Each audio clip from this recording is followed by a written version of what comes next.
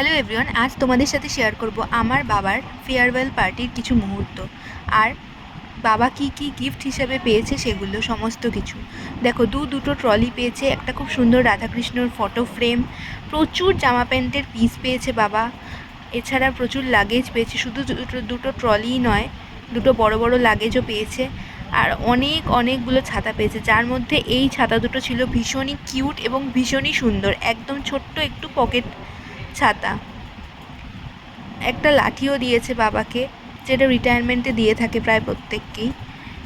আর electronics item হিসেবে প্রেস্টিজের এই induction oven আর একটা মিক্সার গ্রাইন্ডার, ইলেকট্রিক কেটল পেয়েছে। জামা প্যান্টের পিস তো বললামই তোমাদের, প্রচুর পেয়েছে। একটা ছোট্ট হ্যান্ডব্যাগ ছিল, আর এটা হচ্ছে একটা কভার ফাইল, লাউ পালার সেট। এই আরও একটা দেখো লাগেজ, ছাতা। এই লাগেজটা দেওয়া হয়েছে স্মৃতি হিসাবে, যেখানে বাবার কোম্পানির নাম লেখা রয়েছে।